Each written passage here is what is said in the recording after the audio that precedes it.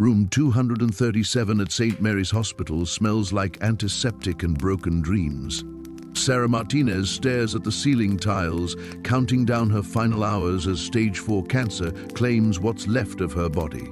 The doctors have given up. Her family has said their goodbyes. At 28, she's ready to let go. Then he walks in. Sarah's eyes flutter toward the door, expecting another nurse with more morphine, or perhaps Dr. Chen with that look of professional sympathy she's grown to hate. Instead, a man stands in the doorway, tall, with dark hair that seems to catch light that isn't there. He wears simple jeans and a white button-down shirt, nothing that screams hospital staff, yet no one stops him as he enters. He approaches slowly, as if walking through water, and Sarah notices his movements possess an odd grace. When he reaches her bedside, she sees his eyes, deep brown flecked with gold, ancient yet gentle. Something about his presence makes the constant ache in her bones quiet to a whisper. No mistake, Sarah. His voice carries the warmth of summer rain. I'm exactly where I need to be. How do you know my name? She should be afraid, should call for security. But the machines that have been beeping frantically for days suddenly find a steady rhythm, and for the first time in months, she can take a full breath without pain stabbing through her chest. My name is Gabriel. He settles into the chair beside her bed without invitation, and somehow it doesn't feel intrusive. I know many things about you. I know you stopped believing in happy endings when you were 12 and your father left. I know you've spent your entire adult life helping others as a social worker because you couldn't save yourself. And I know you think this, he gestures to the maze of tubes and monitors surrounding her, is how your story ends. Sarah's heart rate spikes on the monitor. Are you some kind of counselor? Because I've already been through the 5 stages of grief, and I'm comfortable with acceptance, thank you very much. Gabriel's smile transforms his entire face, and Sarah feels something flutter in her chest that has nothing to do with her illness. Not a counselor. Think of me as a guide. A guide to what? Death? Because I'm pretty sure I can figure that part out on my own. Death. He repeats the word like he's tasting it, finding it inadequate. Such a limited human concept. You see an ending, but what if I told you it's actually a doorway? Before Sarah can respond, Gabriel reaches out and takes her hand. The moment his skin touches hers, everything changes. The pain that has been her constant companion for 8 months simply vanishes. Not dulled or manageable, gone as if it never existed. The fog that's clouded her mind since the latest round of chemo lifts completely. She feels more alive than she has in months, which is impossible because she's literally dying. What? How did you? Sarah stares at their joined hands. His skin is warm, almost luminous, in the harsh fluorescent light. I told you, I'm not here to heal your body. Gabriel's thumb traces gentle circles across her knuckles.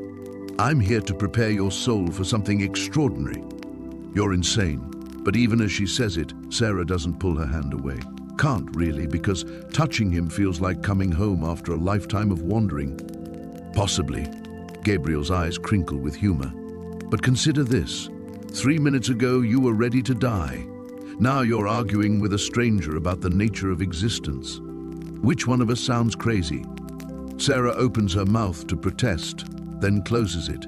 He's not wrong. For the first time since her diagnosis, she feels curious about something other than when the pain will end. What do you mean, prepare my soul? There are loves that transcend the physical world, Sarah. Connections that exist beyond time, beyond death, beyond anything your earthly experience has taught you to expect. Gabriel's voice drops to a whisper, and she has to lean closer to hear him. What if your greatest suffering has been preparing you for your greatest joy? That sounds like something you'd read on a greeting card. Does it feel like a greeting card? It doesn't. It feels like standing on the edge of a cliff, wind whipping through her hair, about to take flight. Terrifying and exhilarating and completely impossible. The door opens, and Nurse Patricia bustles in for evening rounds. She glances at Sarah, then at the empty chair beside the bed, then back at Sarah with confusion. Who were you talking to, honey? Sarah looks to where Gabriel was sitting. The chair is empty, but his warmth still lingers in her hand. "No one," she whispers, touching her lips. "I wasn't talking to anyone," but she can still smell something like starlight in the air. The hospital cafeteria buzzed with its usual symphony of clinking silverware and hushed conversations, but Clara barely noticed. She sat alone at a corner table, picking at a wilted salad she had no appetite for, her mind still reeling from yesterday's encounter in the garden. The stranger's words echoed in her thoughts like a persistent melody she couldn't shake. "You look troubled." Clara's fork clattered against her plate. There he was again, standing beside her table as if he'd materialized from thin air. Today he wore a simple grey sweater and dark jeans, looking remarkably ordinary except for those impossibly blue eyes that seemed to hold depths she couldn't fathom. "How do you keep finding me?" she asked, her voice barely above a whisper. "May I sit?" He gestured to the empty chair across from her.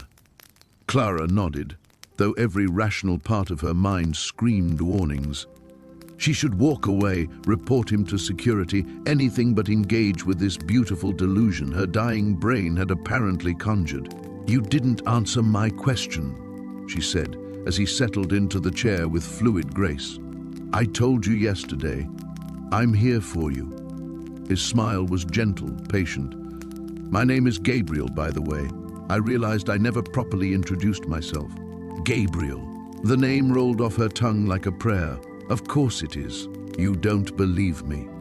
It wasn't a question, but Clara answered anyway. "Would you? If someone appeared in your life claiming to be an angel, wouldn't your first thought be that you were losing your mind?" Gabriel leaned forward, resting his forearms on the table. "What does your heart tell you?" The question caught her off guard. Her heart, that treacherous organ that had been failing her for months, seemed to skip at his proximity. She could smell something wonderful about him, like rain on summer earth, mixed with something indefinably celestial. "My heart is dying," she said flatly. "Its opinion isn't exactly reliable. Your heart is the only thing about you that's truly alive, Clara. Everything else is just temporary housing." She laughed, but it came out bitter. "Temporary housing that's about to be condemned." "Condemned? No." Gabriel reached across the table, his fingers hovering just above hers without quite touching. The space between them seemed to hum with warmth, transformed. Clara stared at his hand, so close to hers. She had the strangest urge to close the distance, to see what would happen if they touched. But fear held her back, fear of the unknown, fear of hope, fear of believing in something impossible. "Dr. Martinez wants to try another round of treatment," she said, changing the subject. "Experimental drugs. He says there's a 15% chance of extending my life by 6 months. And what do you want?" The simple question undid her. Clara felt tears spring to her eyes unbidden. "I want to live," she whispered. "I want to wake up tomorrow and not count the days I have left. I want to fall in love, get married, travel the world. I want to fight with someone over whose turn it is to do the dishes. I want ordinary, beautiful, boring things that everyone else takes for granted." Gabriel's expression softened with something that looked like infinite compassion. "Who says you can't have those things? The tumor in my chest, for starters. That tumor is just a doorway, Clara. A passage from one existence to another. You're talking about death. I'm talking about transformation. About love that transcends physical form." Clara wiped at her eyes with the back of her hand. "You're crazy, or I'm crazy. Either way, this is insane. The most profound truths often sound like madness at first." Gabriel finally let his fingers brush against hers, the contact sending an electric jolt through her entire body. "Trust what you feel." What she felt was impossible to describe. The moment his skin touched hers, Clara experienced a rush of warmth and light, as if every cell in her body had suddenly remembered what it meant to be truly alive. For an instant, the constant ache in her chest disappeared entirely, replaced by a sensation of weightless joy. Gabriel pulled his hand back, leaving Clara gasping. "What was that?" she breathed. "A glimpse," he said simply. "A preview of what awaits." Before Clara could respond, Gabriel stood from the table. I have to go now, but I'll see you again soon. Wait, but he was already walking away, moving through the crowded cafeteria with that same impossible grace. Clara watched until he disappeared through the exit doors, then looked down at her hand where he had touched her. Her skin still tingled with residual warmth, and for the first time in months, she felt something she'd almost forgotten existed. Hope. Dangerous, beautiful, terrifying hope that maybe, just maybe, her story wasn't ending after all. Maybe it was just beginning. The morning light filtered through Elena's hospital room window with an almost ethereal quality, casting everything in soft gold. She had barely slept, her mind replaying every word Gabriel had spoken, every impossible moment of their encounter. The rational part of her insisted it had been a vivid hallucination brought on by medication and stress. But her heart knew better. The warmth that had filled her when he touched her hand still lingered, defying all logic. Dr. Martinez arrived for rounds earlier than usual, his expression carefully neutral as he reviewed her chart. Elena watched him, noting the slight furrow in his brow, the way he avoided direct eye contact. She had become an expert at reading the subtle signs that preceded difficult conversations. Your latest scans came back, he said finally, settling into the chair beside her bed. I'm afraid the progression is more rapid than we initially projected. Elena nodded, surprised by her own calm. A week ago, this news would have shattered her. Now, wrapped in the strange peace Gabriel's presence had brought, she felt almost detached from the words. How long? She asked simply. Days, perhaps a week or two at most. His voice was gentle, practiced. We can increase your pain management, make you more comfortable. Thank you, she whispered, meaning it. Dr. Martinez had been nothing but kind throughout her ordeal. He squeezed her hand briefly before leaving, and Elena found herself wondering if he could feel even a fraction of the warmth Gabriel had shared with her. The afternoon stretched endlessly. Visitors came and went, her sister Rachel red-eyed and clutching tissues, her best friend Maria chattering nervously about trivial things to fill the heavy silence, her ex-husband David, awkward and guilty, mumbling apologies for things left unsaid.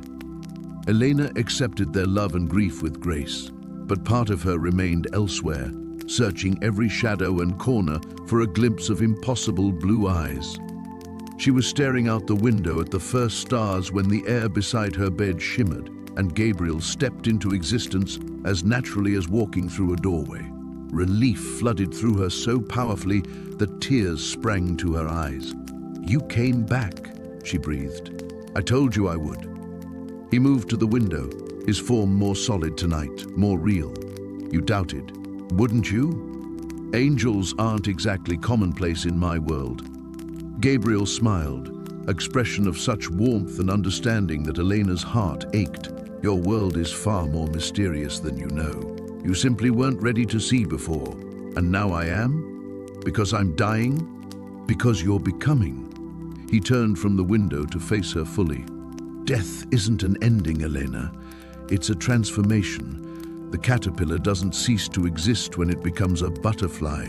Elena studied his face, searching for deception and finding none. What are you transforming me into? That depends entirely on you.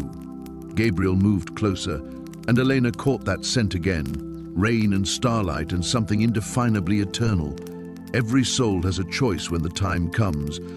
Most humans don't realize it because they're too afraid to truly see. What kind of choice? Gabriel was quiet for a long moment, his gaze distant. When he spoke again, his voice carried a weight that seemed to echo from somewhere far beyond the small hospital room. There are souls who are meant for more than one lifetime, Elena. Souls who carry light that the universe cannot bear to lose.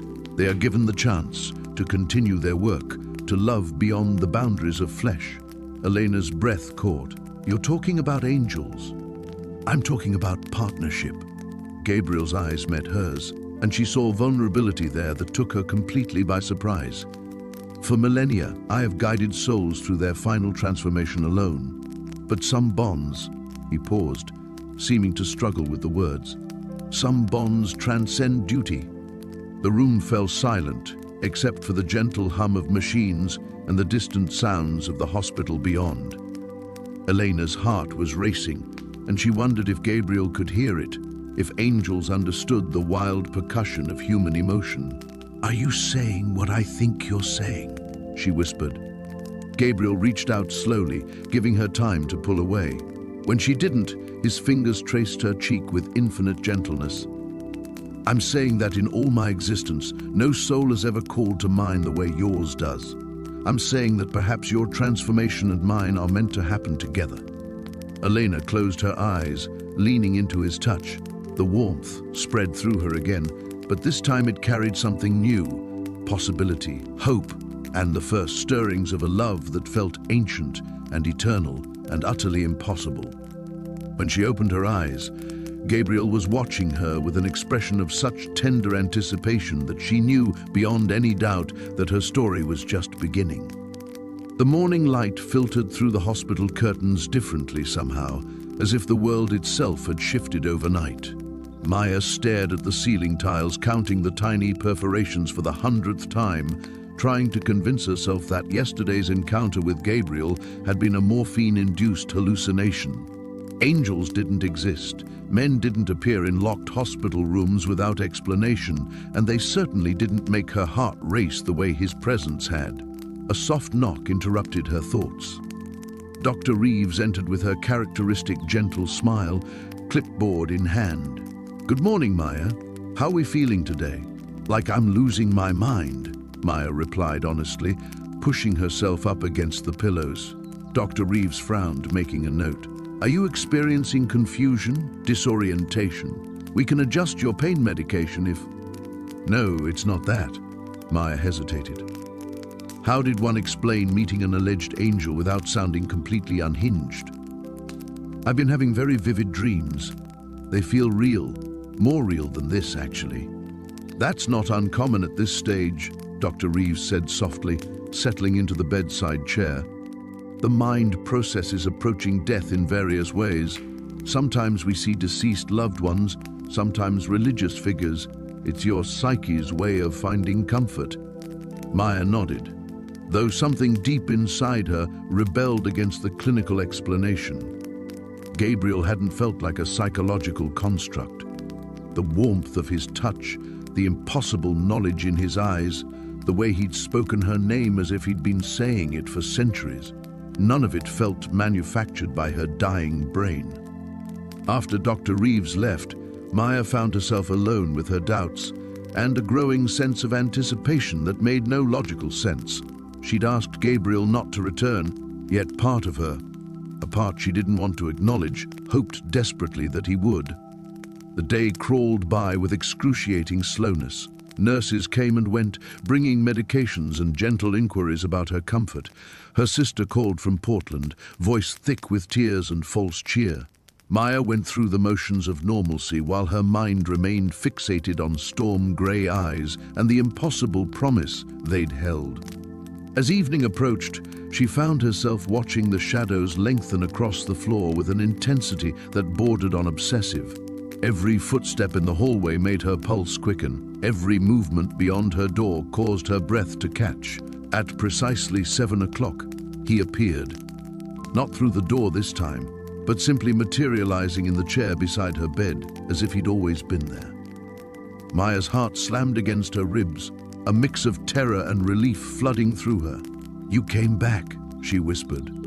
"Did you think I wouldn't?" Gabriel's voice held a note of gentle amusement. Tonight he wore dark jeans and a simple white shirt that made his eyes seem even more ethereal. "I gave you my word, Maya. I asked you not to. You asked me to leave. I did. You didn't ask me never to return." He leaned forward slightly, and Maya caught that same impossible scent, rain and starlight and something indefinably ancient. "Besides, I can feel your loneliness from worlds away. It calls to me." The admission hung between them, raw and vulnerable. Maya looked away, embarrassed by the truth of it. She was lonely, desperately, achingly lonely in a way that had nothing to do with dying and everything to do with never having truly lived. "The doctor thinks you're a hallucination," she said finally. "And what do you think?" Maya met his gaze, searching for any sign of deception or madness in him or herself. She found neither. "I think you're either exactly what you say you are, or I'm having the most elaborate psychotic break in medical history." Gabriel smiled, and the expression transformed his face completely. Gone was the otherworldly solemnity, replaced by something almost boyish and entirely captivating. "Would it help if I proved what I am? How?"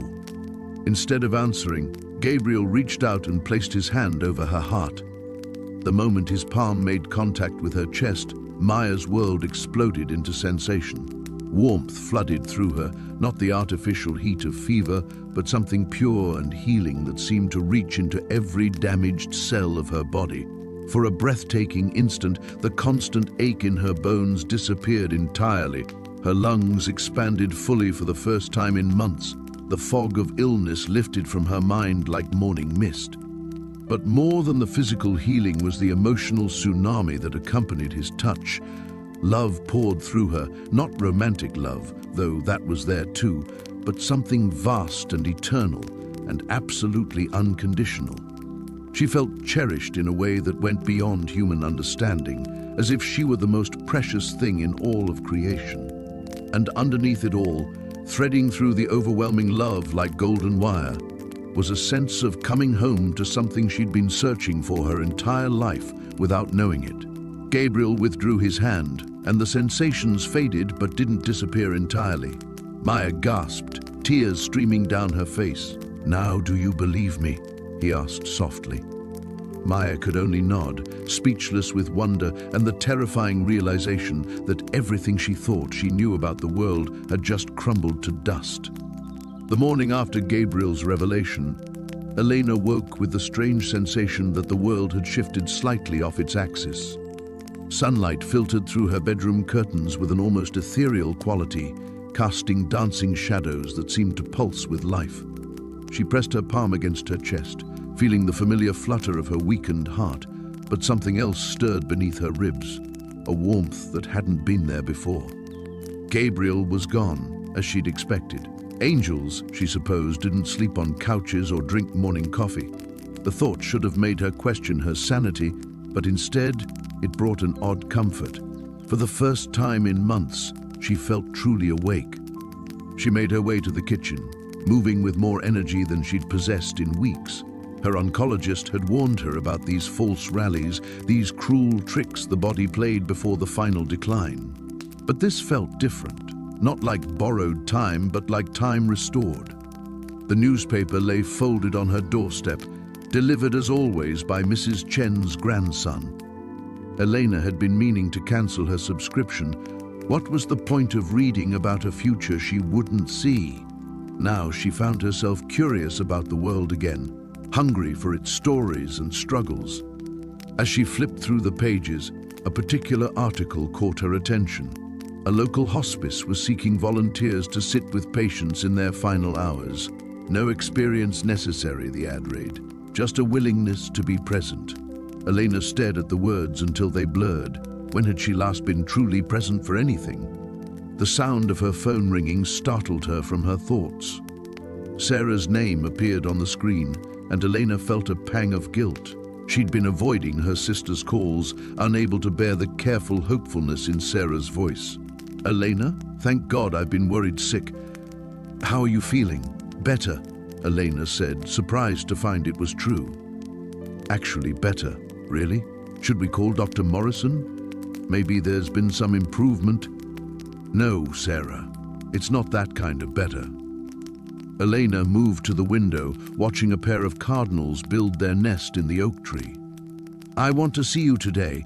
Can you come over?" The silence on the other end stretched long enough that Elena wondered if the call had dropped. When Sarah finally spoke, her voice was thick with emotion. "Of course. I'll be there in an hour." Elena spent the time cleaning her apartment with an energy that amazed her. She opened windows, letting fresh air sweep away the stagnant smell of illness and despair. She even put on real clothes instead of her usual pajamas. A soft blue dress that Gabriel had said brought out her eyes. Sarah arrived bearing Elena's favorite soup from the deli downtown and wearing the expression of someone preparing for bad news. Her dark hair was pulled back in a messy bun, and worry lines creased her forehead, lines that Elena realized she had put there. "You look..." Sarah paused in the doorway, studying Elena's face. "You look radiant. What's happened?" They sat at Elena's small dining table, the soup growing cold between them as Elena struggled to find words for the impossible. How could she explain Gabriel without sounding delusional? How could she describe the peace that had settled in her bones without mentioning its celestial source? "I've met someone," Elena said finally. "Someone who's helping me see things differently." Sarah's eyebrows rose. "Someone? Like a therapist? Or..." Her expression shifted to concern. "Elena, please tell me you haven't fallen for some charlatan promising miracle cures." "Nothing like that." Elena reached across the table, taking her sister's hand. "He's helping me understand that maybe death isn't something to fight against. Maybe it's something to move toward with grace." "Don't talk like that." Sarah's grip tightened. "You can't give up. The new treatment trials. I'm not giving up. I'm accepting." Elena met her sister's eyes steadily. "There's a difference, and I need you to accept it too." Tears began to slide down Sarah's cheeks, and Elena felt her own eyes fill in response. They sat together in silence, hands clasped, while the afternoon light shifted around them. Finally, Sarah spoke. "I don't know how to let you go. You don't have to let me go. You just have to let me choose how I leave." As if summoned by her words, Elena felt Gabriel's presence before she saw him. He appeared in her peripheral vision, leaning against the kitchen doorway with that gentle smile that seemed to hold all the compassion in heaven. Sarah couldn't see him, Elena realized. He was there for her alone. Gabriel nodded toward the newspaper, still open to the hospice volunteer advertisement, and Elena understood. Her remaining time wasn't just about dying well. It was about living purposefully, about transforming her final chapter into something that honored both the life she'd lived and the love she was beginning to discover. The angel who'd come to guide her toward death was teaching her something far more profound: how to truly live. The morning light filtered through the hospital curtains with a gentleness that seemed almost deliberate, as if even the sun understood the delicate nature of what was unfolding in room 314. Sarah opened her eyes to find Gabriel standing by the window, his silhouette outlined in gold against the dawn sky. He hadn't been there when she'd fallen asleep, yet his presence felt as natural as breathing. "You came back," she whispered, her voice still thick with sleep. He turned, and she caught her breath at the sight of him. In the daylight, the otherworldly quality she'd noticed before was even more pronounced. His skin seemed to hold light from within, and his eyes, those impossibly deep eyes, reflected something that looked like eternity itself. "I never left," he said simply, moving to the chair beside her bed. "I've been watching over you while you slept." The words should have been unsettling, but instead they wrapped around her like a warm embrace. Sarah struggled to sit up, wincing as the movement sent a sharp reminder of her condition through her bones. Gabriel was beside her instantly, his hand steadying her with a touch that seemed to ease more than just her physical discomfort. "Easy," he murmured, and she felt that strange warmth again, the one that made her forget, for just a moment, that her body was failing her. "The doctors are going to release me today," she said, settling back against the pillows. "They've done all they can here." Gabriel nodded, as if he already knew. Perhaps he did. The thought didn't frighten her anymore. "What happens now?" she asked, studying his face for any hint of what lay ahead. "Now we begin," he said, his voice carrying a weight that spoke of significance beyond her understanding. "Your journey doesn't end here, Sarah. It transforms." She wanted to ask what he meant, but Dr. Martinez chose that moment to enter the room, clipboard in hand and wearing the careful expression she'd come to recognize as his difficult conversation face. His eyes swept the room, lingering for a moment on Gabriel with obvious confusion. "Sarah, I hope I'm not interrupting," Dr. Martinez said, though his gaze remained fixed on Gabriel with the puzzled look of someone trying to place a half-remembered face. "This is Gabriel," Sarah said, watching with fascination as the doctor's expression grew even more perplexed. Yes, I feel like we've met, Dr. Martinez said slowly, shaking his head as if to clear it. Though I can't quite remember when. Gabriel smiled, a gentle, knowing expression that somehow managed to be both mysterious and reassuring. Perhaps in passing, he said, and Sarah noticed that his voice carried a quality that seemed to settle something in the doctor's mind, smoothing away his confusion like fingers erasing words from sand. Right. Well, Dr. Martinez cleared his throat, focusing on Sarah with visible effort.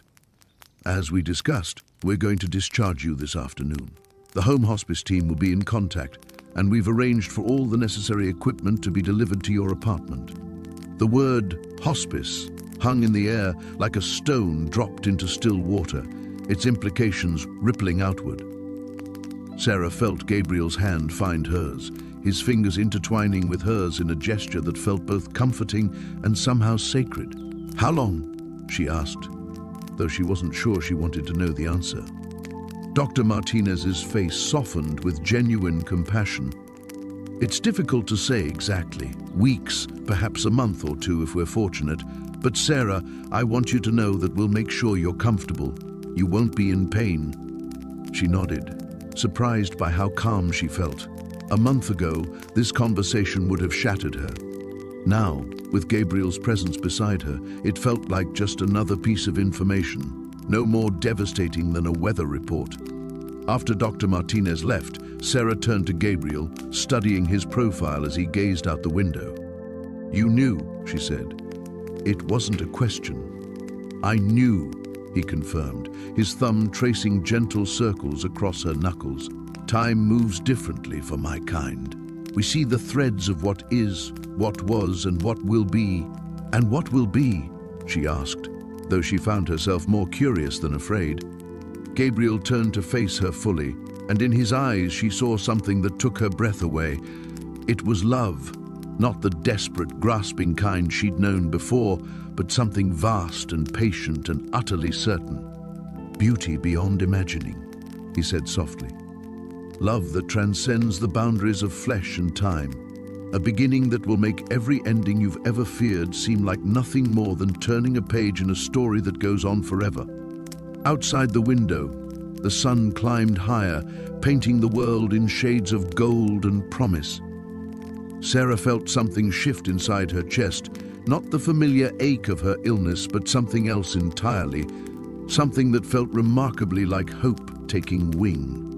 The morning light filtered through the hospital window differently now, casting shadows that seemed to dance with purpose rather than merely exist. Sarah watched them play across the white walls, finding patterns she'd never noticed before, spirals that reminded her of Gabriel's touch, geometric shapes that pulsed like heartbeats, fractals that seemed to extend beyond the confines of the room itself. You're seeing it now, aren't you? Gabriel's voice came from the chair beside her bed, though she hadn't heard him enter. She was growing accustomed to his sudden appearances, the way he materialized like morning mist taking form. The light, she whispered, not wanting to break whatever spell had been cast. It's alive. He leaned forward, his presence warming the space between them. Light has always been alive, Sarah. You're simply remembering how to see it properly. His hand found hers, and the moment their skin touched, the dancing shadows exploded into something magnificent. Streams of gold and silver that flowed like rivers through the air, connecting everything in the room with gossamer threads of luminescence. Sarah gasped, her heart rate monitor betraying her wonder with rapid beeps. How is this possible? Because you're changing, Gabriel said softly. The veil between worlds grows thinner for you each day. What you're seeing is the way things truly are, the divine architecture that holds everything together. Dr. Martinez chose that moment to enter for morning rounds, her practical footsteps a stark contrast to the ethereal symphony Sarah was witnessing. The golden threads seemed to part around the doctor like curtains, though Dr. Martinez showed no awareness of them. How are we feeling today, Sarah? Dr. Martinez checked her chart, pen clicking against the clipboard with mechanical precision. Sarah looked at Gabriel, who nodded encouragingly. "Better than I expected," she said truthfully. Despite the cancer's relentless march, something fundamental had shifted. The constant undercurrent of fear that had plagued her for months felt muted, replaced by a curious sense of anticipation. "Your latest blood work shows the expected progression," Dr. Martinez continued with clinical gentleness. "Have you given more thought to the hospice discussion we had?" The word hospice should have sent ice through her veins, but instead Sarah felt only a strange peace. She glanced at Gabriel, whose expression held layers of meaning she was only beginning to understand. "I'd like a few more days to consider it," Sarah replied. "There are still things I need to understand." After Dr. Martinez left, Gabriel stood and moved to the window. The morning light seemed to bend around him, creating an aureole effect that was subtle yet unmistakable. "You handled that well," he said. "Most people aren't ready to face transition with such grace." "Is that what this is? Transition?" Sarah pushed herself up straighter in bed, ignoring the protest from her weakened body. "You keep talking about change, about seeing things differently, but you haven't told me what I'm changing into." Gabriel turned from the window, and for a moment Sarah saw something flicker across his features, an ancient sadness mixed with infinite tenderness. "You're becoming what you were always meant to be, what we all are, beneath the limitations of flesh and time." "And what is that?" "Light," he said simply. "Consciousness unbound. Love in its purest form." Sarah felt tears threatening, but they weren't tears of sorrow. They carried something else, relief perhaps, or recognition. Will it hurt? The final change? Gabriel returned to her side, his movements fluid as water. No more than a butterfly feels pain leaving its chrysalis. He sat on the edge of her bed, closer than he'd ever been. "But there's something else you need to know, Sarah. Something I've been waiting for the right moment to tell you." His proximity made the air shimmer between them, and Sarah felt her breath catch. The golden threads of light she'd been seeing seemed to emanate from him now, reaching toward her like living things seeking connection. "What?" she whispered. "This isn't the first time we've met." The words hit her like recognition itself. Sudden, complete, undeniable. Images flashed through her mind, a garden that existed beyond seasons, conversations held in languages that transcended words, moments of connection that spanned eternities. Not memories exactly, but something deeper, soul knowledge. "I've been waiting lifetimes to find you again," Gabriel continued, his voice carrying the weight of eons. "Not as an angel assigned to guide a dying woman, but as the other half of something that was torn apart when you chose to experience mortality." Sarah's hand flew to her chest, where her heart was beating with impossible strength despite her failing body. "That's why everything feels so familiar, why I'm not afraid." "Yes." Gabriel's hand covered hers over her heart. "And why death isn't an ending for you. It's a homecoming." The room around them seemed to pulse with shared recognition, light and shadow dancing in celebration of a truth finally spoken aloud. The morning light filtered through the hospital curtains differently now, softer somehow, as if the world itself had shifted overnight. Elena pressed her palm against the cool window glass, watching the city wake below while Gabriel's words echoed in her mind like a prayer she was still learning to say. "You're thinking too loudly," came his voice from behind her, warm with gentle amusement. She turned to find him seated in the chair beside her bed, looking exactly as he had when she'd fallen asleep. No wrinkled clothes, no stubble, nothing to suggest he was bound by the same physical laws that governed everyone else.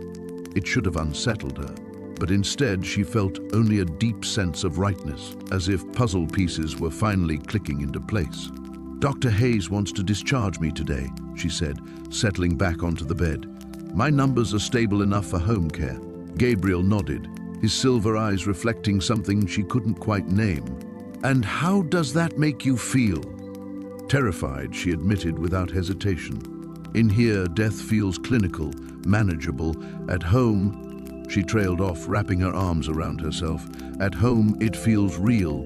He leaned forward, his presence filling the space between them like warmth from a fire.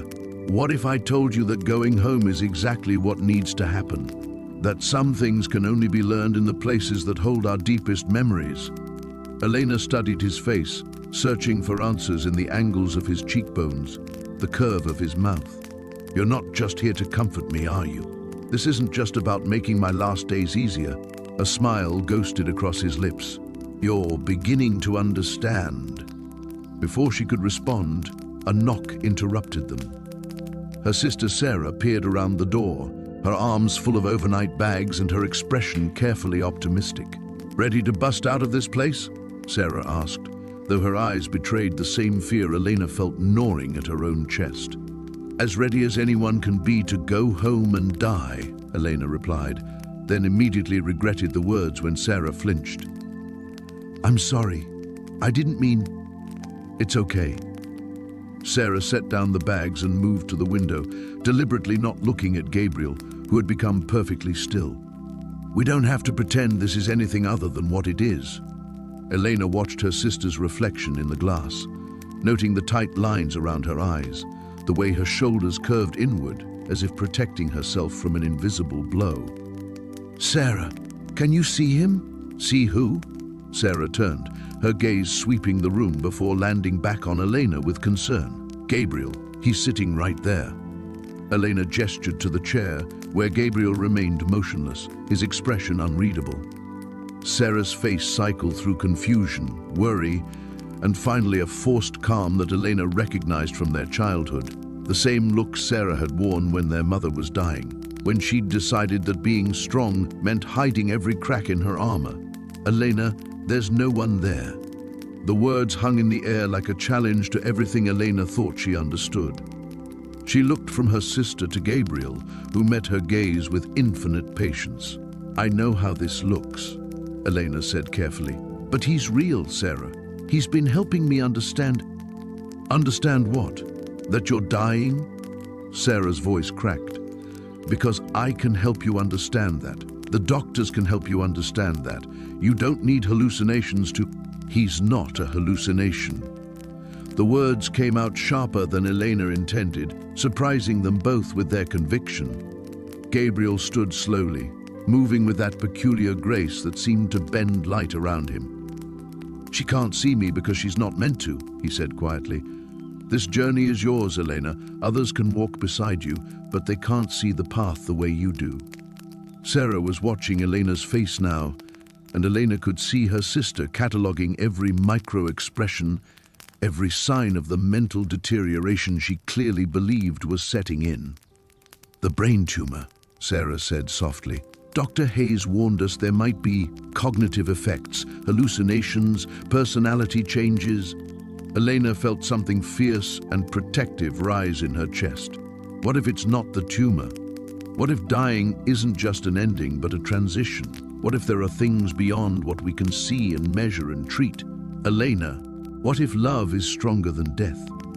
The question escaped before Elena could stop it, surprising her with its intensity. She hadn't meant to say it, hadn't even fully formed the thought, but now it hung between them like a bridge spanning an impossible distance. Sarah's expression softened, fear giving way to the deep tenderness that had always been her sister's greatest gift. Then I guess we're about to find out. Gabriel's hand found Elena's shoulder, a touch like sunlight through stained glass, and she felt something shift inside her chest. Not the familiar flutter of failing organs, but something vast and bright and utterly unafraid. Going home suddenly felt less like surrender and more like the next step in a dance she was only beginning to learn. The morning light filtered through the hospital window differently than before, casting everything in soft, ethereal hues that seemed to dance at the edges of Maya's vision. She'd been experiencing these subtle shifts in perception for days now. Colors more vivid, sounds carrying strange harmonies, and an inexplicable awareness of things just beyond the veil of ordinary sight. Gabriel sat beside her bed, his presence a constant comfort that had become as essential as breathing.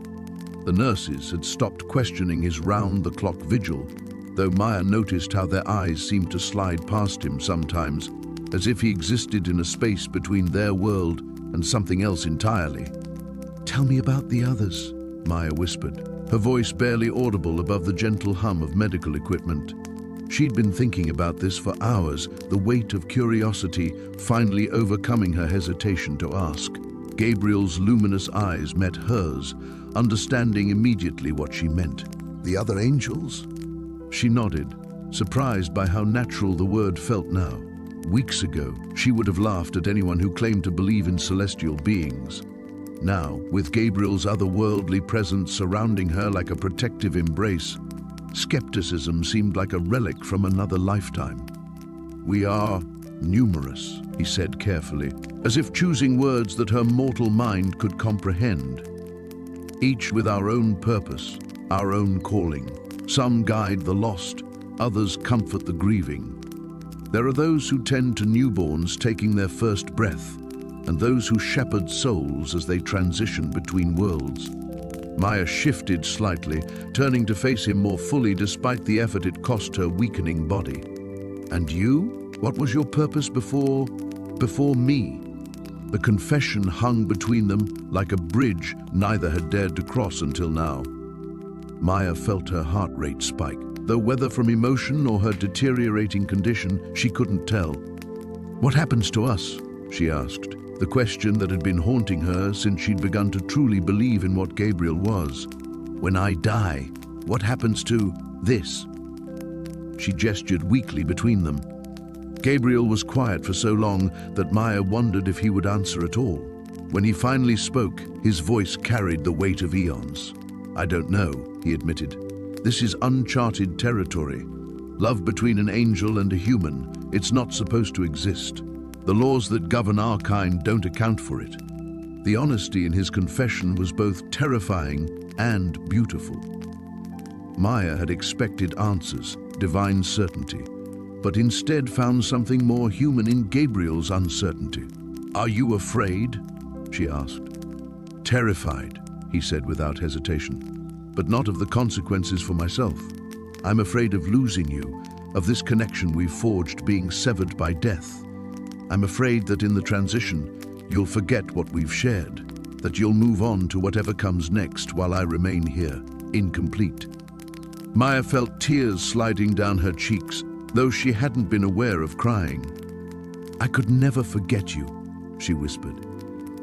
"Even if everything else fades away, this feeling, it's written into my soul now." Gabriel leaned closer, his hand covering hers with warmth that seemed to flow directly into her bones. "There are stories," he said slowly, "ancient tales whispered among my kind. Stories of love so profound that it transcends the boundaries between realms. Some say such love can rewrite the very fabric of existence, create new possibilities where none existed before. Do you believe them?" "I'm beginning to," he said. And in his eyes, Maya saw something that took her breath away. Hope. Not just hope, but determination. "There's something I need to tell you, Maya. Something I've been afraid to say because once I do, there's no going back." Maya's heart hammered against her ribs, sensing the magnitude of whatever Gabriel was about to reveal. "When your time comes," he continued, his voice steady despite the enormity of what he was saying, "I want to go with you. Not as your guide to whatever comes next, but as your companion, your equal, your partner in whatever existence awaits us." The room seemed to hold its breath. Maya understood the implications even without fully grasping the cosmic mechanics involved. Gabriel was offering to abandon his immortal nature, to step away from everything he'd ever known for her. "Our mind to bear," Gabriel interrupted gently. "I've spent eternity serving others, Maya. Let me choose just once to serve love instead." Outside, storm clouds gathered on the horizon, as if the universe itself was responding to the profound shift taking place in the small hospital room where an angel dared to choose love over duty. The hospital room felt different when Elena woke, not just quieter, though the usual bustle of nurses seemed muted, but charged, as if the very air held secrets waiting to unfold. Gabriel sat in the chair beside her bed, his form more translucent than she'd ever seen it, morning sunlight streaming through him like he was made of crystal and starlight. "You're fading," she whispered, her voice hoarse from sleep. Not fading, transforming. His smile carried both sadness and something that might have been hope. "Your time grows short, Elena. The barriers between our worlds are thinning." She struggled to sit up, her body protesting with familiar waves of pain. The cancer had spread aggressively over the past week, each day stealing a little more of her strength. Yet somehow, as Gabriel became less solid, she felt more connected to him than ever before. "Dr. Harrison wants to try another treatment," she said, though the words felt hollow. They both knew the truth written in her blood counts and the careful way nurses now spoke to her family. "And what do you want?" The question hung between them like a bridge she wasn't sure she was ready to cross. Through the window, she could see her mother in the garden below, sitting on a bench with Elena's father. Her mother's shoulders shook with silent sobs while her father held her close, his own face etched with the kind of grief that carved itself into bone. "I want to stop hurting them," Elena admitted. "But I'm scared, Gabriel. What if you're wrong? What if there's nothing after this except darkness?" Gabriel rose and moved to the window, his form flickering like candlelight. "Do you remember what you felt when we first touched? When I took away your pain for those few moments?" She did remember. The sensation of weightlessness, of being filled with light so pure it had no color. The feeling that she was exactly where she belonged, as if every moment of her life had been leading to that connection. "That was just a whisper of what awaits," he continued. "But Elena, I need you to understand something. The choice has to be yours. I can't make it for you." "What choice?" He turned from the window, and she gasped. His features were clearer now, as if proximity to her impending transition was bringing him into sharper focus. She could see the deep amber of his eyes, the strong line of his jaw, the way sorrow and love warred across his expression. "You can fight this, undergo more treatments, perhaps buy yourself weeks or months of time in this world. Or," he moved closer to her bed, his presence washing over her like a warm tide, "you can come with me willingly. Step into what comes next without the struggle." Elena's heart monitor began beeping faster. "You're asking me to give up, to die." "I'm asking you to trust that love is stronger than death, that what we have, what we've found in these brief weeks, is only the beginning." Gabriel's voice grew urgent, passionate. "I've watched over humans for centuries, Elena, but I've never felt what I feel for you, never understood why some of my kind choose to fall. Now I know. Love doesn't diminish us, it completes us." Tears spilled down her cheeks. "But my family, my mother will blame herself. She thinks if she'd caught the cancer sooner, if she'd been a better mother somehow." "Your mother loves you beyond measure. Yes, she'll grieve, but she'll also find peace in knowing you're free from pain. And Elena..." Gabriel's form solidified enough for him to brush away her tears, his touch real and warm. "Death isn't goodbye, it's transformation. There are ways for love to bridge any divide." The door opened, and Dr. Harrison entered with her familiar expression of professional concern. She couldn't see Gabriel, of course, but she frowned slightly, as if sensing something unusual in the room's atmosphere. "Elena, I wanted to discuss our options," Dr. Harrison began, but Elena was barely listening. Her attention was fixed on Gabriel, who had moved to stand behind the doctor. He wasn't pressuring her with his gaze. Instead, his expression held nothing but patient love, the kind that would wait eternally for her decision. "Doctor," Elena interrupted softly, "could you ask my parents to come up? I think it's time we talked about comfort care." Dr. Harrison's expression grew gentle, understanding. "Of course, I think that's very brave, Elena." After the doctor left, Gabriel approached her bed again. "Are you certain?" Elena reached out, and for the first time, her hand passed completely through his. But instead of sadness, she felt a strange excitement, as if she was finally moving towards something she'd been searching for her entire life. "I'm certain," she whispered. "I choose love. I choose you. I choose whatever comes next." Gabriel's smile was radiant, transforming his entire being into something that belonged more to light than to any earthly realm. "Then we begin," he said. The morning light filtered through the hospital room window differently now, as if the very air had been charged with something sacred overnight. Elena sat propped against her pillows, watching Gabriel move about the small space with an otherworldly grace that no longer surprised her. What did surprise her was how natural his presence had become, how completely he belonged in her diminishing world. "The doctors want to run more tests," she said quietly, her voice carrying the weight of unspoken understanding. They both knew what the results would show. The cancer had spread faster than anyone anticipated, and her time was measured now in days rather than weeks. Gabriel paused in his movements, turning to face her with eyes that held the depth of eternity. "Are you afraid?" Elena considered the question, searching her heart for the familiar clench of terror that had been her constant companion since her diagnosis.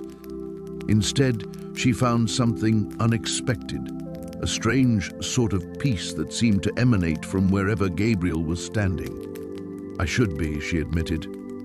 "But when I look at you, when I remember what you've shown me..." She trailed off, thinking of the visions he'd shared, glimpses of a realm beyond death where love transcended physical form, where souls recognized each other across infinite distances. "Tell me again about the first time you saw me," she whispered, needing to hear the story that had become her anchor in the storm of her failing body. Gabriel moved to her bedside, his hand finding hers with the gentle certainty of countless repetitions. "I was standing in the space between realms when the call came. A soul in need of guidance," they said. "But when I looked down and saw you..." His thumb traced circles on her palm, each touch sending warmth through her weakening limbs. "You were sitting in your garden, crying over the roses you thought you'd never see bloom again, and I knew, not as an angel knows his duty, but as a being knows his other half, that you weren't just my assignment, you were my purpose."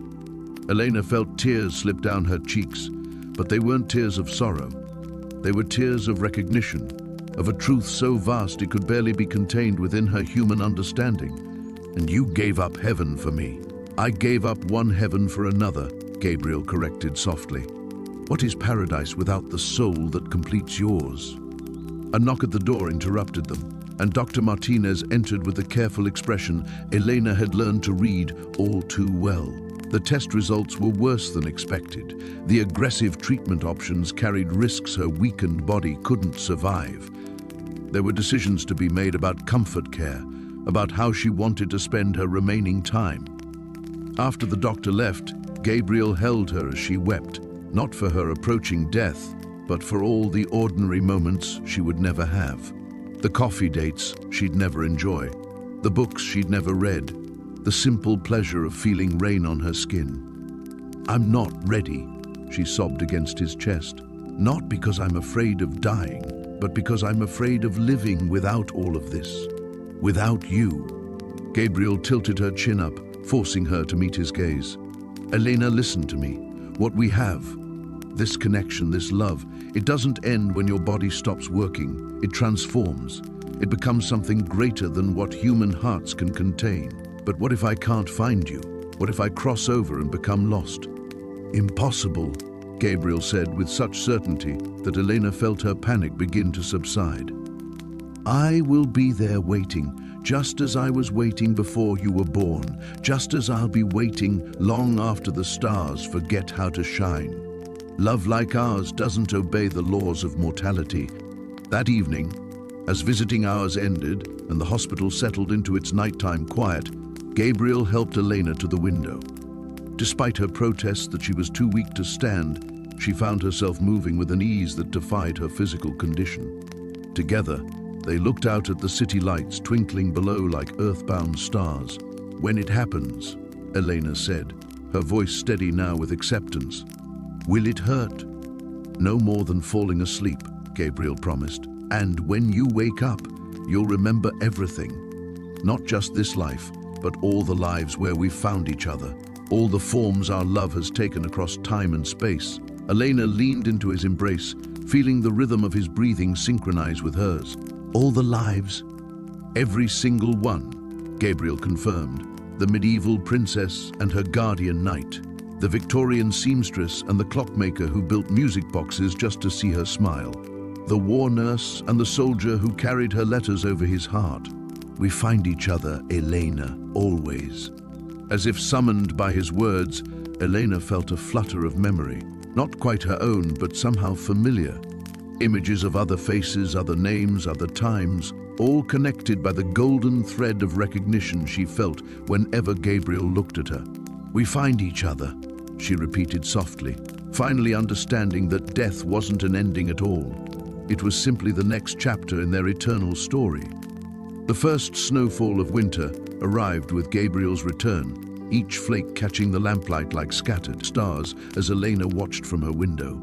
3 days had passed since their confrontation in the garden. 3 days of silence that felt heavier than all the months of her illness combined. She pressed her palm against the cool glass, her breath fogging the surface as she traced patterns with her fingertip. The cancer had accelerated in his absence, as if her body recognized that their time was measured now in heartbeats rather than days. Dr. Martinez had stopped by that morning with new pain medication and careful words about making arrangements, his eyes kind but resigned. Elena had nodded and smiled, playing the part of the accepting patient while her soul screamed against the growing distance she felt from Gabriel.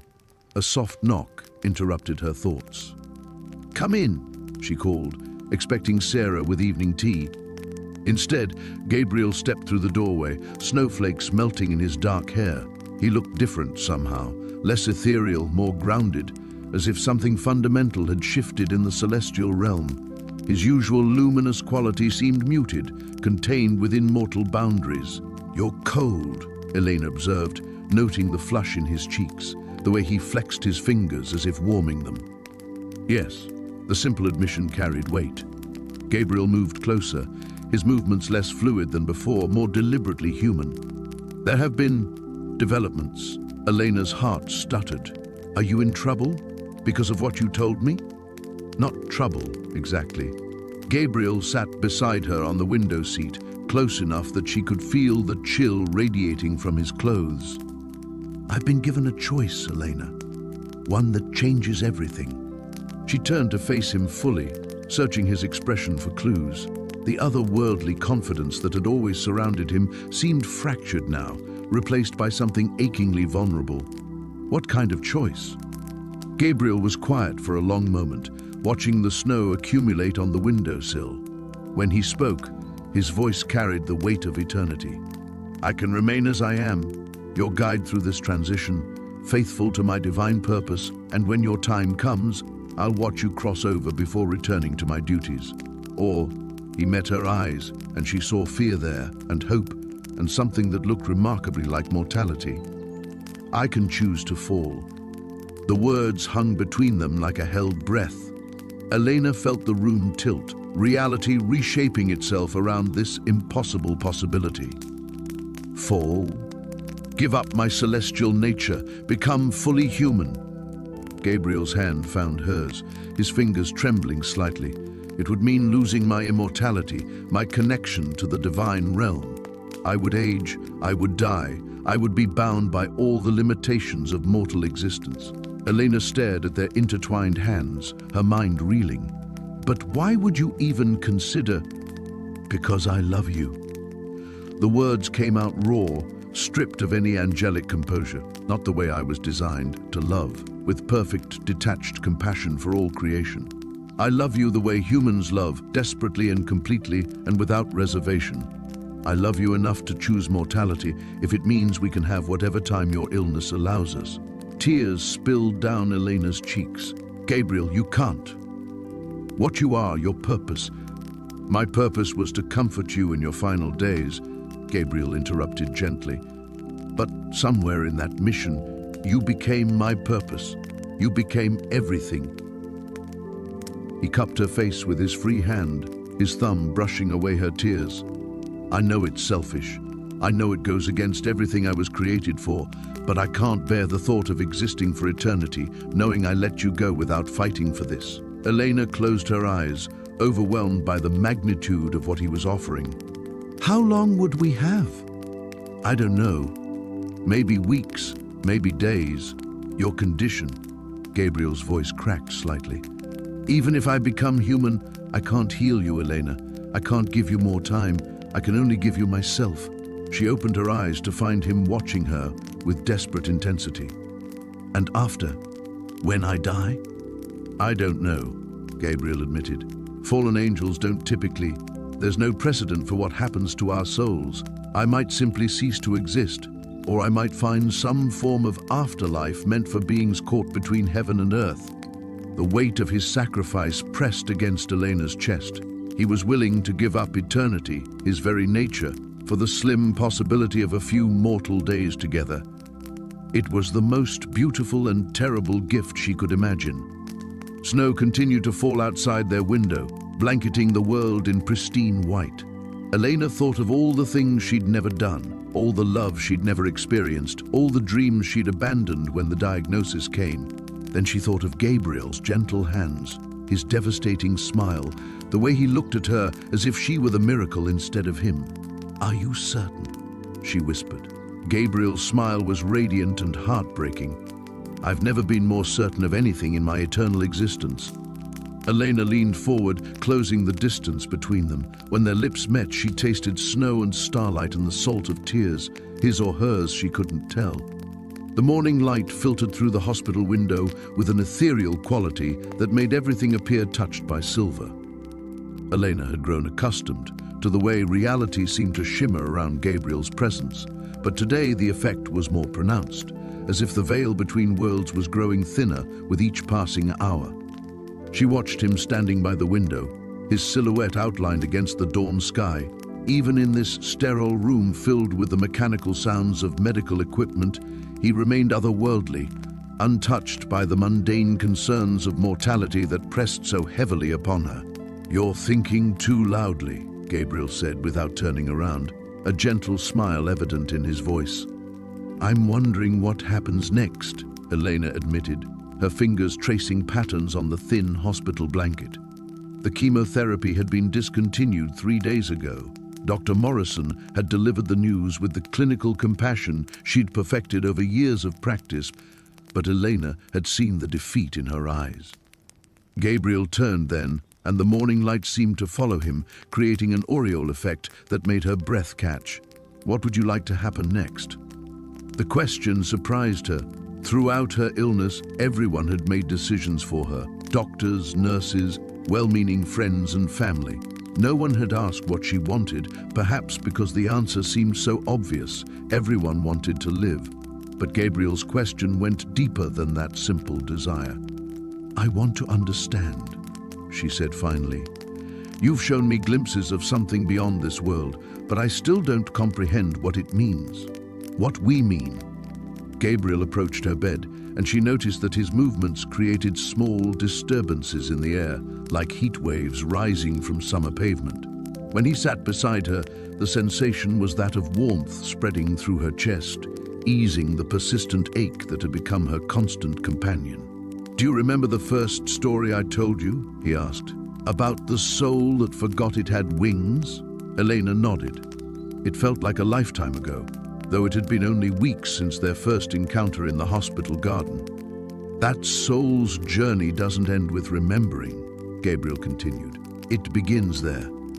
The remembering is just the first step toward understanding that love transcends the boundaries we think exist between life and death, between human and divine, between temporary and eternal."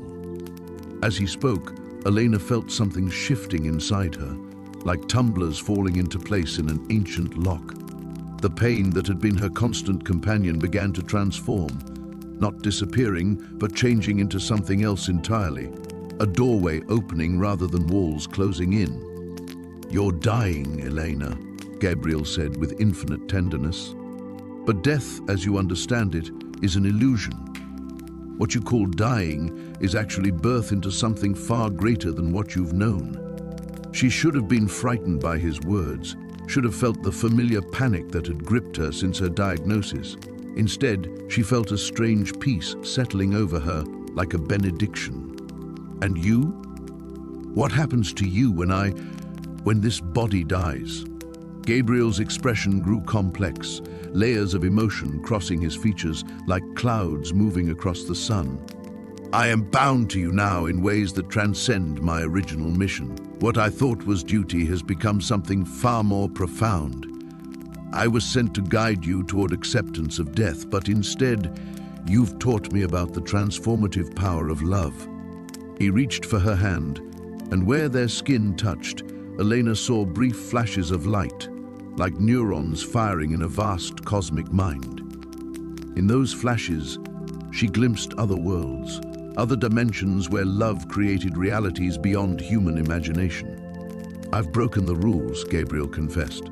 Angels aren't supposed to fall in love with the souls they guide. But with you, I've discovered that some rules exist only to be transcended. Elena felt tears sliding down her cheeks, but they weren't tears of sorrow. They were tears of recognition, of finally understanding something she'd been searching for her entire life without knowing it. What does that mean for us? She whispered. It means that our love story doesn't end with your human death. It begins there. It means that what we've found together will continue in forms and dimensions you can't yet imagine. It means that every goodbye is actually hello in disguise. Outside the window, clouds moved across the sky in patterns that seemed almost choreographed, and Elena realized she could see the wind itself, not just its effects on the world around them. Her perception was changing, expanding, as if invisible boundaries were dissolving. Gabriel's hand tightened gently around hers. Are you afraid? Elena considered the question carefully. The old Elena would have been terrified, but that woman seemed like someone she'd known long ago, someone whose fears and limitations no longer defined her. No, she said, surprised by the truth of it. I'm not afraid anymore. I'm curious. I'm ready to discover what comes next. Gabriel smiled then, radiant with joy and love and something else, anticipation. The morning light filtered through the hospital windows differently now, as if the very air had been transformed by what Clara had witnessed. She sat by Michael's bedside, watching the steady rise and fall of his chest, her hand resting gently on his arm. The doctors had said his condition was stable, but she could see the toll the battle had taken on him. Dark circles shadowed his eyes, and his skin held a pallor that spoke of otherworldly exhaustion. You're really him, aren't you?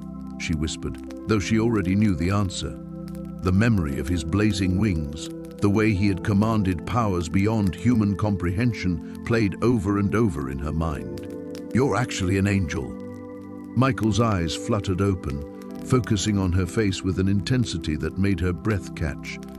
I tried to tell you, he said softly, his voice carrying that familiar musical quality she now understood came from something divine. But how do you explain eternity to someone counting days? Clara felt tears welling up, not from sadness but from a profound sense of awe. All this time, I thought I was dying alone. But you were sent for me. Not sent, Michael corrected, struggling to sit up slightly. Clara helped him, adjusting his pillows. I chose to come. There's a difference. And it matters more than you know. The distinction hung between them like a bridge she wasn't sure she was ready to cross. What does that mean? Michael's gaze drifted to the window, where clouds moved across the sky in patterns that seemed almost deliberate. Angels don't typically have free will the way humans do. We serve, we obey, we fulfill our purposes without question. But love changes everything, even for beings like me. Clara's heart stuttered. The word hung in the air between them, unspoken until now despite everything they had shared. Love? I watched you for weeks before I ever approached you, Michael admitted, his eyes returning to hers. It was supposed to be simple. Guide you through your final days, help you find peace with your transition. But you... He reached up to touch her face, his fingers still carrying that otherworldly warmth. You made me understand what humans mean when they talk about choice, about wanting something so desperately that you're willing to risk everything for it. What did you risk? Clara asked, though part of her feared the answer. My immortality, Michael said simply. My place in the celestial order. Every day I spend here, every moment I choose to love you instead of simply guiding you, I become more human, more mortal. The weight of his words crashed over her like a tide. Michael, no, you can't. I already have, he interrupted gently. Do you think angels typically get injured fighting demons? Do you think we usually need rest or food or... He smiled, expression so tender it broke her heart. Or feel our hearts race when someone we love looks at us the way you're looking at me now? Clara pressed her hand to her chest, feeling her own heart hammering against her ribs. You're becoming human. For me, I'm becoming what I need to be to stay with you, Michael clarified. The question is what happens next. Your cancer. It's gone, Clara, completely. That battle last night, it wasn't just about defeating Azrael. It was about choosing between the fate that was written and the destiny we could write together. She stared at him, processing the impossible.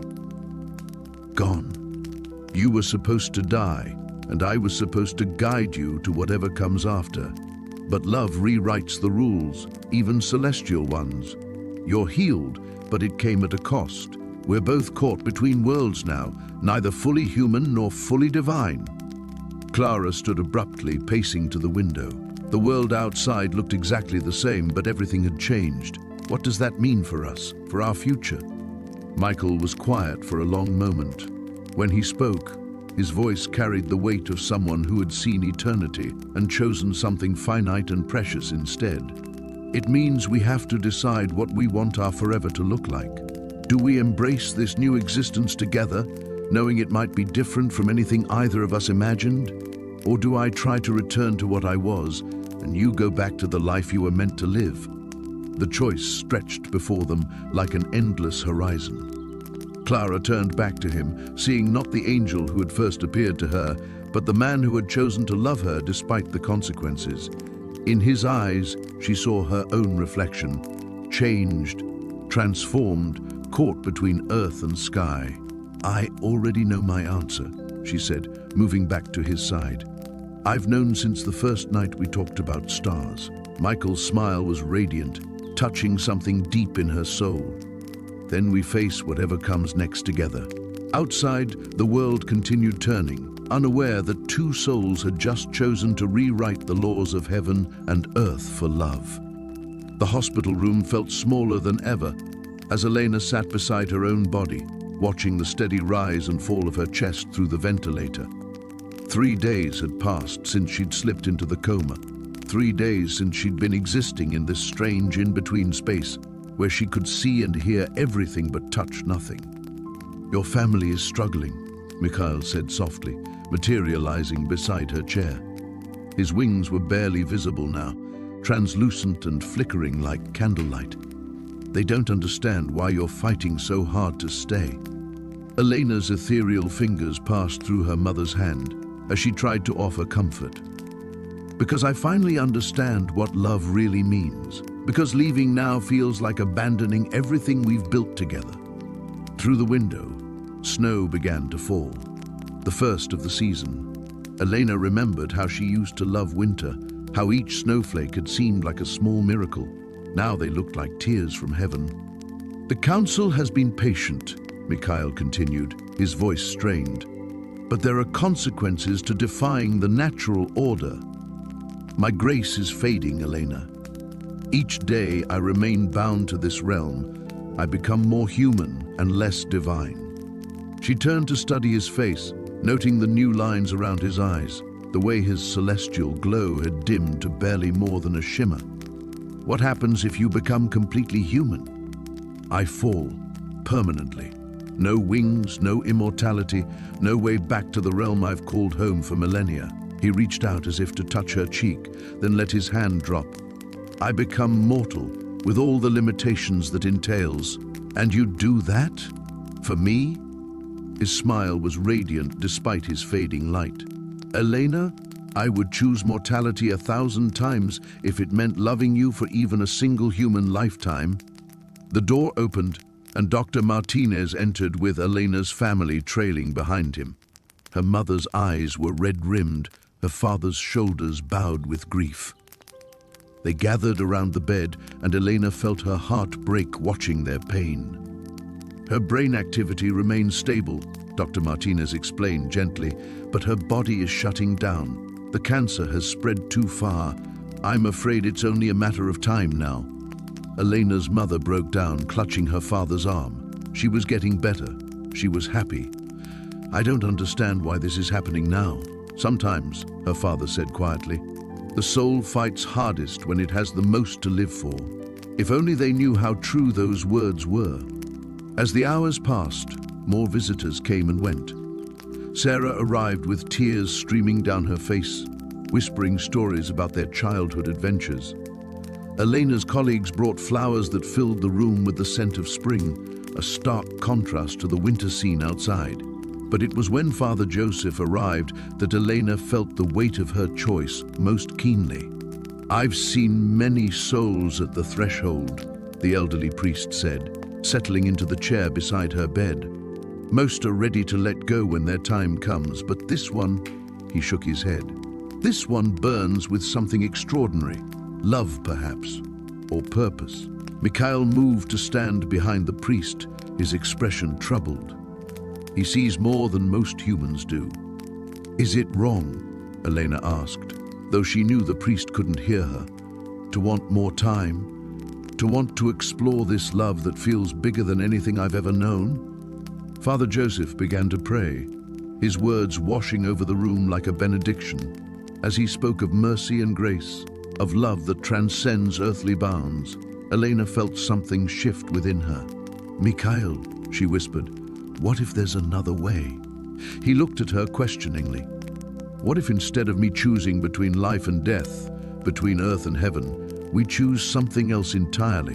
What if we choose transformation? His eyes widened with understanding. Elena, what you're suggesting, it's not just defying the council, it's asking for a complete rewriting of the laws that govern life and death.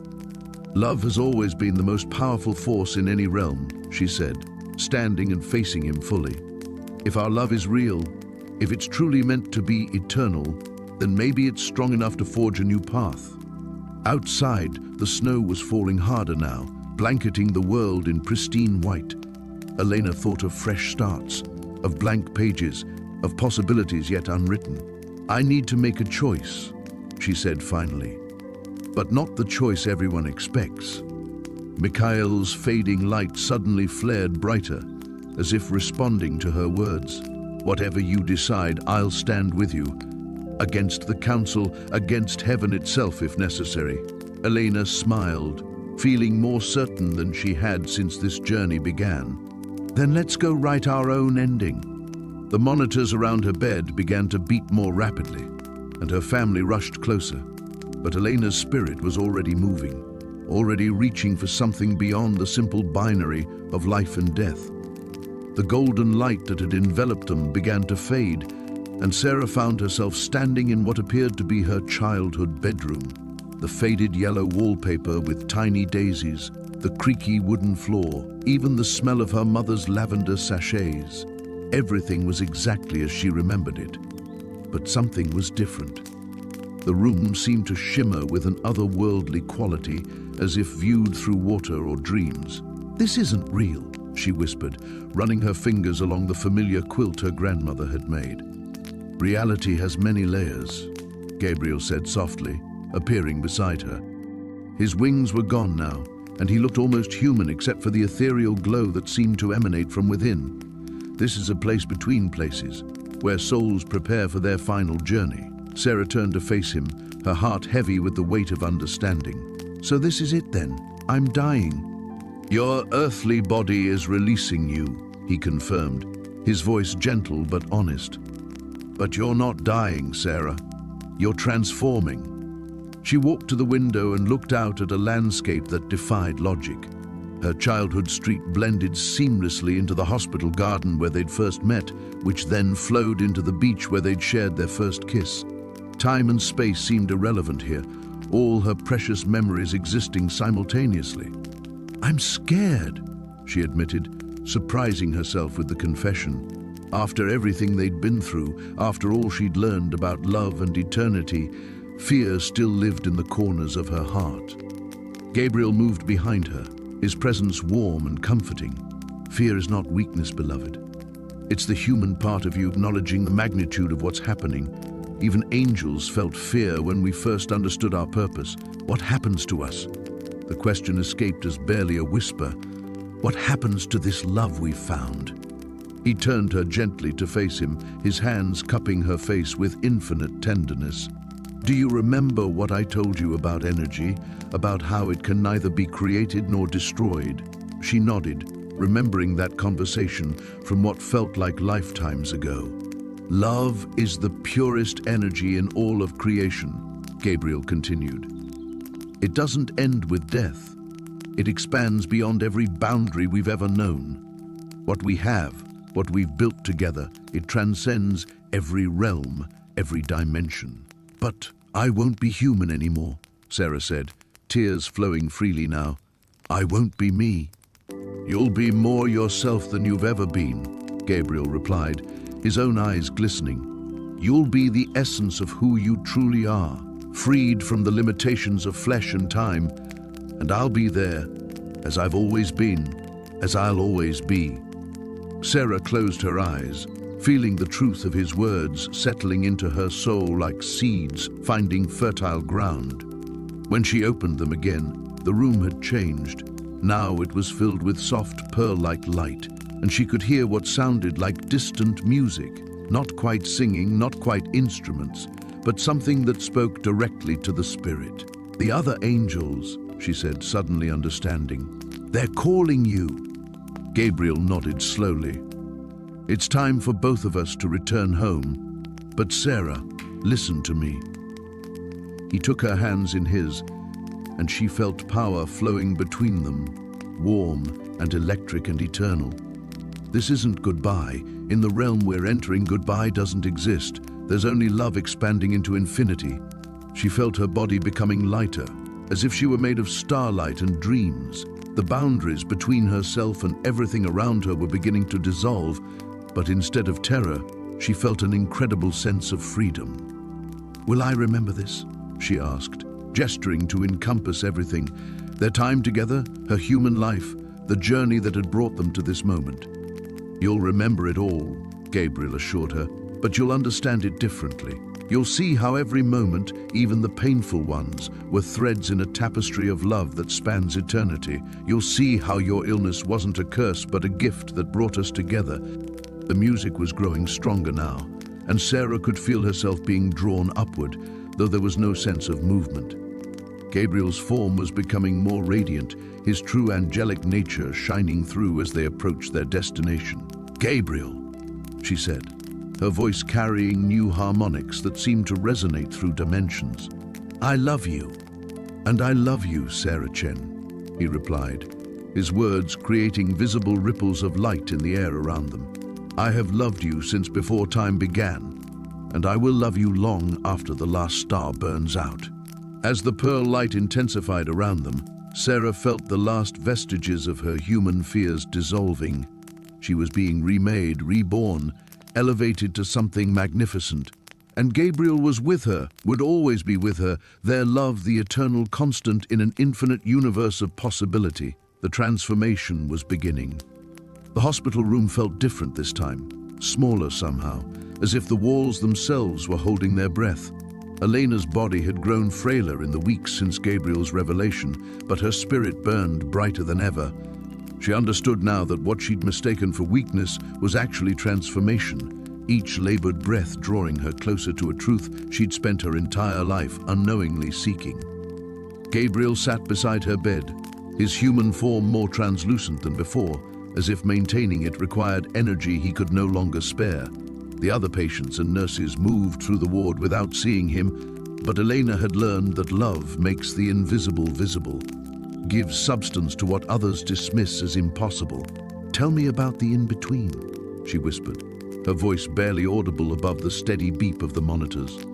Gabriel's eyes, those impossibly deep eyes that held starlight and sorrow in equal measure, met hers. It's not a place exactly, it's more like a breath between words, a pause between heartbeats. Some souls pass through it quickly, drawn immediately to whatever comes next. But others linger there, especially those who have unfinished business or deep connections to this world. Elena's fingers found his, and she marveled at how solid his touch felt despite his fading appearance. "Is that where you've been all these centuries? In the in-between?" "Waiting," he confirmed. "Though I didn't understand what I was waiting for until I found you. The other angels, they move forward through their assignments. Their purpose is clear and unwavering. But I've been tethered here by something I couldn't name. Until now." Dr. Martinez entered the room, her professional composure wavering slightly when she saw Elena's peaceful expression despite her obvious decline. She checked the charts, adjusted the four, and spoke in the gentle tones reserved for those nearing the end. Elena nodded at appropriate moments, but her attention remained fixed on Gabriel, on memorizing every detail of his face before it faded completely. After the doctor left, Elena struggled to sit up straighter. Gabriel moved to help her, his touch as careful as spun glass. "There's something I need to know," she said. "When I cross over, what happens to us? To this?" She gestured between them, encompassing the impossible love they'd discovered. Gabriel was quiet for a long moment, and Elena saw something flicker across his features. Uncertainty, perhaps even fear. "I don't know," he admitted. "This has never happened before. Angels aren't supposed to fall in love with human souls. We're supposed to guide, to comfort, and then let go. But with you..." He trailed off, his form shimmering like heat waves. "But with me?" Elena prompted. "With you, I want to hold on. I want to follow you wherever you go, even if it means abandoning everything I've ever known about my nature and purpose." Elena felt tears slip down her cheeks, though she couldn't tell if they were from joy or sorrow. What if we're wrong about all of this? What if there's nothing waiting for us on the other side? Gabriel leaned closer, and she felt his breath against her forehead like a benediction. "Then we'll have had this," he said simply. "These moments, this connection, it's already more than most beings experience in eternity. If this is all we get, it's enough." But Elena shook her head weakly. "It's not enough. It can't be. Love like this doesn't just end. It transforms. It transcends. You taught me that death isn't an ending, Gabriel. So this isn't either." As if summoned by her words, a warmth began to spread through the room. Elena felt it first as a tingling in her fingertips where they touched Gabriel's, then as a golden light that seemed to emanate from within her chest. Gabriel's eyes widened in recognition. "Elena," he breathed, "your soul, it's calling to mine." The machines around her bed began to alarm as her vital signs fluctuated wildly, but Elena felt no fear. Instead, she felt herself expanding, becoming more than the sum of her failing flesh and bone. The boundary between herself and Gabriel began to blur, and she understood with crystalline clarity that they weren't just falling in love. They were becoming love itself, two souls recognizing their fundamental unity. Nurses rushed into the room, but their voices seemed to come from very far away. Elena's vision narrowed to Gabriel's face, which was growing brighter and more solid, even as her own body grew lighter. "Together?" she whispered. "Together," he promised, and as their souls touched fully for the first time, Elena felt herself lifted out of the small hospital room, out of her exhausted body, into a space between spaces where angels could love, and humans could transcend, and love itself could rewrite the rules of existence. The machines flatlined, but Elena was already elsewhere, discovering that some endings are actually doorways, and some love stories are too vast to be contained by a single lifetime. The morning light filtered through the hospital window differently now, casting everything in a golden hue that seemed to pulse with its own heartbeat. Sarah felt the familiar weakness in her limbs, but alongside it came something else entirely, a warmth that had nothing to do with the thin blanket covering her frail body. Gabriel sat beside her bed, his presence no longer the mystery it had been weeks ago. His true form shimmered occasionally at the edges, wings of pure light barely visible in her peripheral vision. The other patients and staff moved around them, oblivious to the divine being in their midst, seeing only what Sarah had first seen. A kind man with extraordinary eyes. "Are you afraid?" he asked, his voice carrying harmonies that human vocal cords could never produce. Sarah considered the question as she had every morning since learning the truth about her visitor. The cancer had spread faster than anyone anticipated, yet paradoxically, each day felt more vibrant than the last. "I should be," she said finally, "but how can I fear something that leads to forever with you?" Gabriel's hand found hers, and where their skin touched, she felt the echo of eternity. Through their connection, she glimpsed fragments of what awaited. Not the sterile, distant heaven of Sunday school lessons, but a realm where love took physical form, where every emotion painted the sky in impossible colors. "There's something you need to understand," Gabriel said, his expression growing serious. "My mission was to guide you through your final days, yes, but what's happening between us, it wasn't planned. Angels aren't supposed to fall in love with humans." The word hung in the air between them like a bridge neither had dared to cross until now. Love. Sarah had felt it growing, deeper than the infatuation she'd dismissed it as, stronger than the connection she'd rationalized away. But hearing it spoken aloud changed everything. "What does that mean for us?" she whispered. "It means I've chosen you over my place in the hierarchy. It means when you cross over, we'll face whatever consequences await together." The machines around her began to beep more rapidly, not from distress, but from the intensity of her emotions. A nurse appeared, checked the monitors, and adjusted something before disappearing again with a reassuring smile. Sarah closed her eyes and let herself remember the woman she'd been before Gabriel, bitter about her shortened life, angry at the unfairness of dying at 32. She thought about her sister, who would visit this afternoon with flowers and forced cheerfulness, still unable to accept that death was no longer the enemy in this room. "I have a confession," Sarah said, opening her eyes to meet Gabriel's luminous gaze. "I've been pretending to get worse faster than I actually am." His eyebrows rose in surprise. "Why?" "Because every time the doctors think I have less time, you stay longer. You hold my hand more. You look at me like—" She paused, searching for words. "Like I'm worth abandoning heaven for." Gabriel laughed, a sound like crystal bells that made the very air shimmer. "Clever woman. Though you should know, I would have stayed regardless. The moment I saw you, truly saw you, my fate was sealed." As if summoned by their honesty, Sarah felt the familiar flutter in her chest that had become more frequent lately. But this time, instead of the spike of fear she'd grown accustomed to, she felt anticipation. Her body was preparing to let go, and for the first time in her life, she was ready. "Will it hurt?" she asked. "No," Gabriel said, lifting their joined hands to his lips. "It's like falling asleep here and waking up there. Except you'll wake up whole again, and we'll have eternity to explore what this love can become." Through the window, Sarah watched clouds drift across the sky, and for a moment she could swear she saw figures moving within them, other beings like Gabriel perhaps, watching this unprecedented love story unfold. Some seemed approving, others concerned, but all appeared fascinated. "Gabriel," she said, her voice growing softer as fatigue pulled at her consciousness.